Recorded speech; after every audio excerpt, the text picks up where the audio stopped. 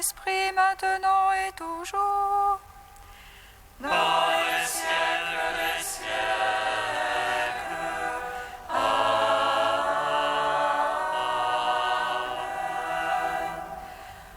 À la 3e heure du jour. Seigneur Tout-Puissant, sur tes apôtres tu envoyas le Saint-Esprit, faisant ta bonté qu'il ne s'éloigne pas de nous. Mère nouvelle et illumine nos cœurs. Pose sur nous ton regard et lève-nous de ta splendeur. Que ton esprit nous fasse goûter ce qui est beau, qu'il redresse ce qui dévie et réunisse ton peuple dispersé par le péché. Car tu es venu, Seigneur Jésus, pour nous sauver en ton amour. Toi qui enduras la mort au milieu du jour, et par ta résurrection à tout rempli de gloire, avec le Père et le Saint-Esprit, nous te louons. Si nous mourons avec le Christ, avec lui nous vivons. Si nous souffrons avec le Christ, avec lui nous régnerons. Si nous mourons avec le Christ, avec lui nous vivrons. Si nous souffrons avec le Christ, avec lui nous régnerons. Ne vivez donc que dans la chair, je la vis dans la foi au Fils de Dieu, qui m'a aimé et s'est livré pour moi. Ce n'est plus moi qui vis, mais le Christ qui vit en moi. Si nous mourons avec le Christ, avec lui nous vivrons. Si nous souffrons avec le Christ, avec lui nous régnerons. Le Christ nous a jeté la malédiction de la mort. Il est devenu malédiction pour nous sauver, afin que tous puissent recevoir en lui la bénédiction que Dieu avait donnée à Abraham. Si nous mourons avec le Christ, avec lui nous vivrons. Si nous souffrons avec le Christ, avec lui nous régnerons. Psaume 118, strophe 7.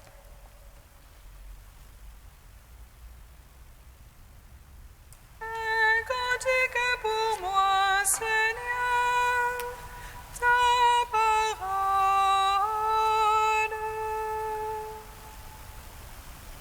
Un cantique pour moi, Seigneur, ta parole. Rappelle-toi ta parole à ton serviteur, dont tu fis mon espoir. Voici ma consolation dans ma misère. Ta promesse me vivifie. Les superbes m'ont bafoué en plaisir. Sur ta loi je n'ai pas fléchi. Je me rappelle tes jugements d'autrefois. Seigneur, je me console. La fureur me prend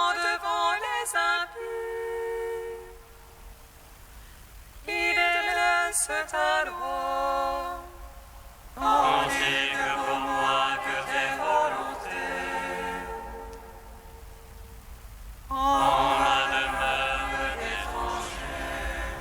Je me rappelle dans la nuit ton nom, et j'observe ta loi.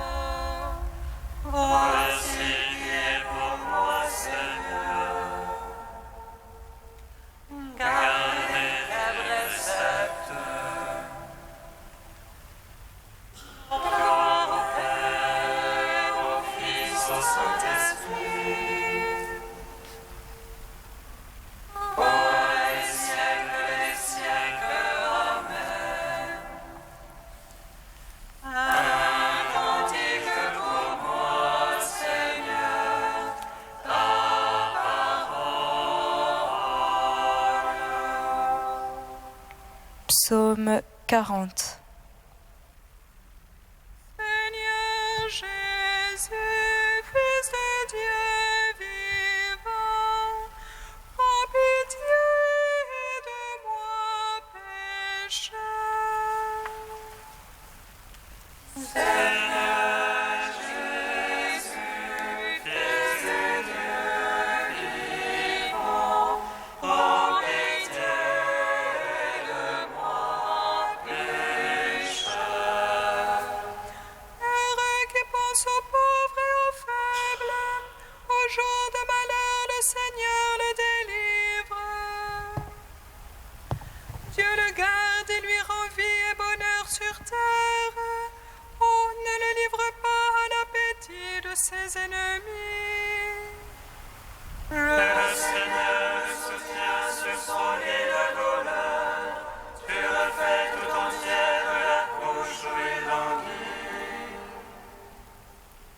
Moi, Je dis pitié pour moi, Seigneur. Guéris mon âme car j'ai péché contre toi. parlant de moi, mes ennemis me malmènent. Quand va-t-il mourir et son nom périr? Vient-on me voir, on dit des paroles en l'air. Le cœur plein de malice, on déblatère au dehors. Tous à l'envie, mes ennemis chuchotent contre moi. Ils supputent contre moi le malheur qui est sur moi. C'est une belle enfer qui gagne en lui. Maintenant qu'il s'est couché, il n'aura plus à lever. Même le confident sur qui je faisais fond et qui mangeait mon pain se hausse à mes dépens. Mais toi, Seigneur, pitié pour moi, fais-moi lever, je les paierai de leur dû séchant. Par là, je connaîtrai que tu es mon ami. Si l'ennemi ne lance plus contre moi son cri. Et moi que tu soutiens, je resterai indemne. Tu m'auras à jamais établi devant ta face. Béni soit le Seigneur, le Dieu d'Israël, depuis toujours et à jamais. Amen, amen. Gloire au Père, au Fils, au Saint-Esprit, pour les siècles des siècles. Amen. Seigneur Jésus, Fils de Dieu vivant, aie pitié de moi, pécheur. Psaume 57. Est-il vrai être divin que vous disiez la justice, que vous jugiez selon le droit les fils des hommes? Mais non de cœur vous fabriquez le fond. De vos mains sur la terre vous pesez l'arbitraire. Ils sont dévoyés tel le sang des hommes.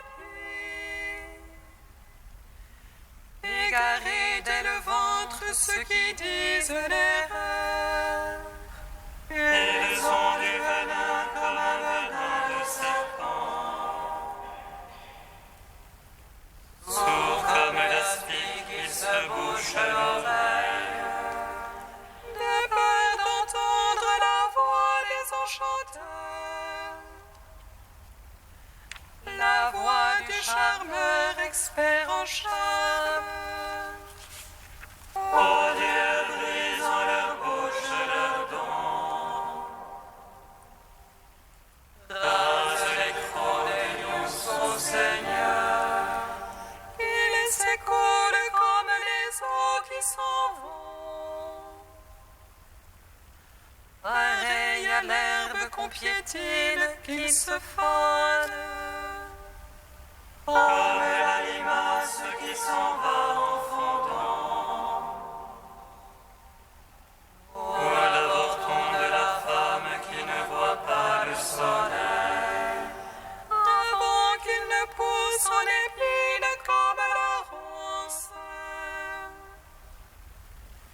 verte ou brûlée, que la colère en tempête l'emporte. Joie pour le juste de voir la revanche. Il lavera ses pieds dans le sang de l'impie. Et l'on dira, oui, il est un fruit pour le juste. Oui, il est un Dieu qui juge sur terre.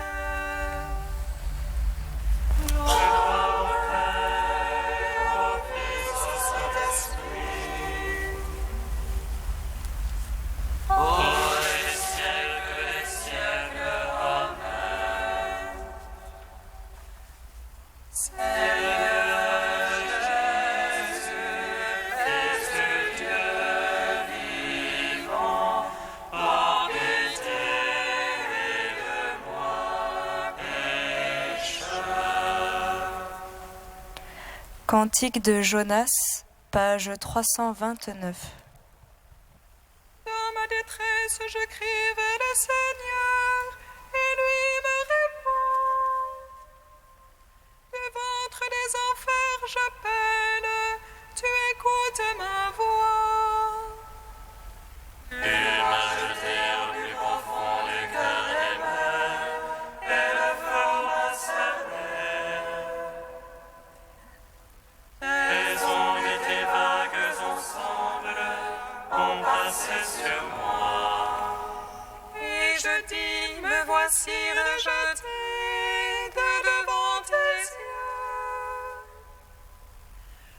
Pourrais-je revoir encore ton temple saint?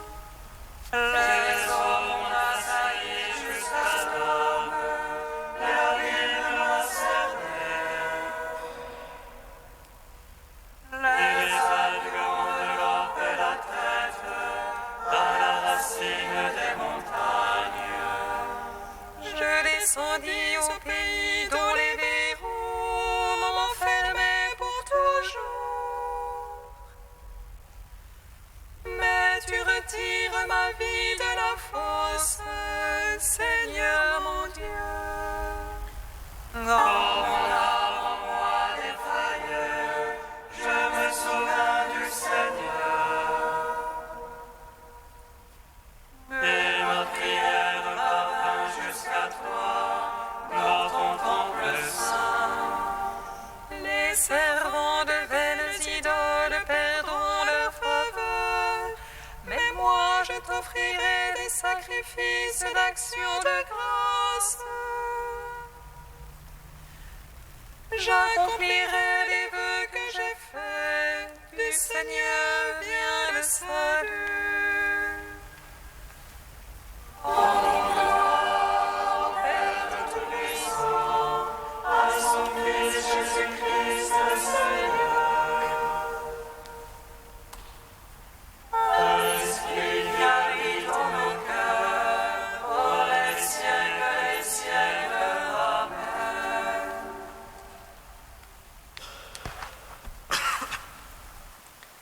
Du cardinal Martini se retrouver soi-même, le combat spirituel. Le désert est un lieu où l'on accomplit des choix. L'homme s'y trouve confronté aux questions essentielles, les plus dramatiques. Jésus commence sa vie publique et pendant cette longue retraite, dans le silence et la solitude, il veut décider de son programme. Il ne pensera pas à lui, il ne se préoccupera pas de son corps, il ne profitera pas de son pouvoir miraculeux, mais il sera l'humble Messie, obéissant, à l'écoute de la parole de Dieu. Il répond de 3 façons au tentateur. En s'appuyant à la parole de Dieu, l'homme ne vit pas seulement de pain, mais de toute parole qui sort de la bouche de Dieu. En refusant la voie facile des miracles spectaculaires, en entrant dans la voie cachée et simple du devoir chrétien quotidien. Tu ne tenteras pas le Seigneur ton Dieu. En refusant tout pouvoir terrestre, tout succès mondain, toute richesse, pour proclamer la primauté de Dieu, primauté qui est à la source de tout ce qui est juste et droit. Tu adoreras le Seigneur ton Dieu, et tu ne serviras que lui seul. La négation d'une telle primauté est la racine pourrie d'une culture incapable de défendre les valeurs essentielles de l'honnêteté et de promouvoir la vie là où elle est le plus menacée. Jésus, méprisant les flatteries, choisit la juste voie, et en abandonnant la mauvaise, il gagne pour nous. Il vit dans sa chair les tentations, refusant toutes les prérogatives et les privilèges qui pouvaient lui revenir au titre de roi messianique. Il abandonne tous les avantages que la célébrité de thaumaturge pouvait lui procurer. La tentation de Jésus, au début de sa vie publique, se révèle comme la prophétie de ce qui se réalisera à la fin, dans la dernière tentation sur la croix. La vie se déroule entre 2 tentations. Elle est placée entièrement sous le signe de l'épreuve.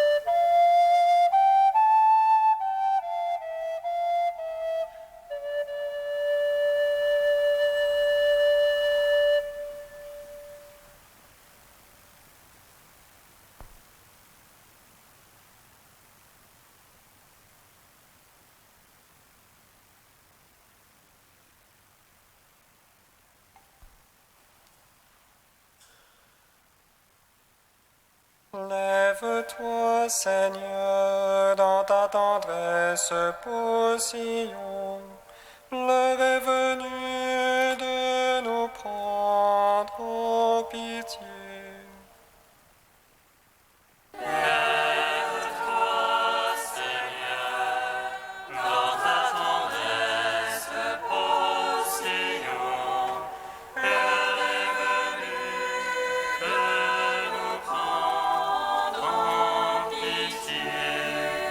Lève-toi, va à Ninive, la grande ville païenne.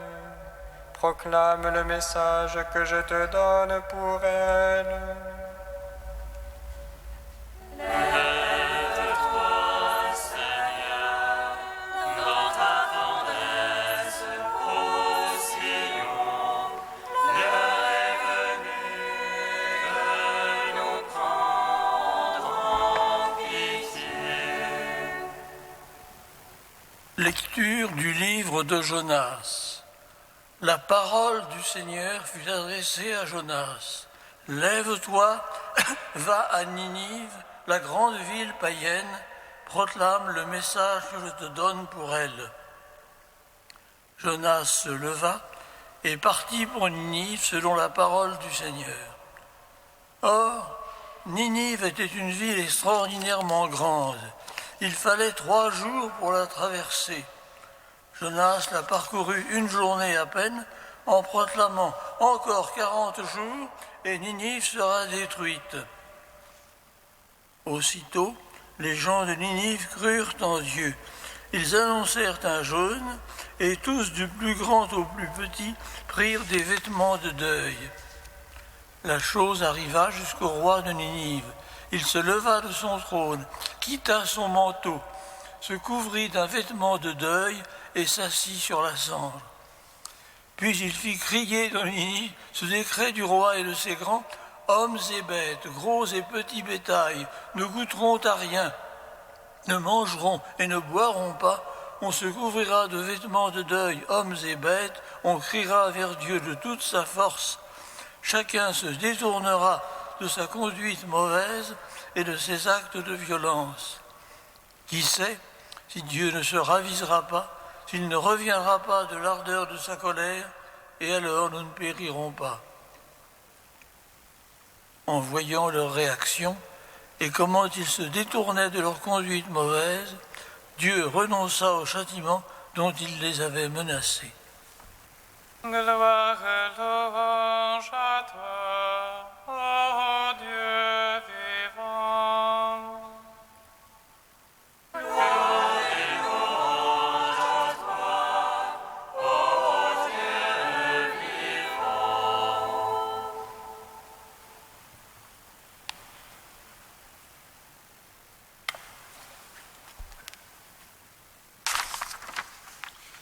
Dans l'évangile de ce jour, Jésus déclare « Cette génération demande un signe, il ne lui sera donné que le signe de Jonas. » Allusion peut-être transparente pour ses auditeurs, mais probablement pas pour beaucoup de nos contemporains. Le mince livre de Jonas n'occupe que quelques pages au milieu de ceux des 12 petits prophètes. Mais il s'y singularise puisqu'il contient un récit continu et non une suite d'oracles. C'est que la référence au prophète Jonas, citée sans plus de détails au livre des rois, n'est qu'un prétexte à l'auteur anonyme pour dérouler une fiction édifiante, un conte religieux. Ce qui seul compte, c'est l'enseignement qui y transparaît. Je me contenterai de rappeler le début du récit. Dieu envoie Jonas prêcher aux habitants de Ninive. Or, ceux-ci, les Assyriens, sont le peuple le plus redoutable et le plus cruel du Proche-Orient. Jonas est si terrifié qu'il s'embarque dans la direction opposée, vers l'Espagne. Mais Dieu le rattrape. Il y a une tempête et le fameux séjour dans le ventre du gros poisson. Jonas, converti, se rend à Ninive, une ville immense, décrite en des termes dignes des mégapoles de notre temps. Et l'improbable se produit, à la parole du prophète, les habitants se convertissent et Dieu renonce à les châtier. Je ne m'attarde pas sur la fin du livre. Quels enseignements entend nous transmettre cette petite histoire? 2, semble-t-il. Principalement ceci, que la parole de Dieu est efficace, en toutes circonstances. Même ces brutes de Ninivites, exhortés à contre-cœur par un prophète réticent, se laisse toucher. C'est là le signe de Jonas annoncé par l'Évangile. C'est là aussi le sens de tous les miracles. Et secondairement, mais ce sera développé dans la seconde moitié du livre de Jonas, que si, comme le dit le psaume, Dieu est bon pour Israël, le peuple choisi, il l'est aussi pour tous les hommes, même les plus éloignés géographiquement et moralement. C'est la grande leçon de l'universalité du salut. Israël n'en est pas le propriétaire, Dieu veut que tous les hommes soient sauvés. Et pour nous, aujourd'hui, ça veut dire quoi? Premièrement, mettre notre foi dans la parole de Dieu. Elle ne retourne pas vers moi sans résultat, dit Dieu en Isaïe. Deuxièmement, regarder tout homme comme l'objet de la prédilection de Dieu. Tu es mon fils bien-aimé, dit à chacun le Seigneur. Amen.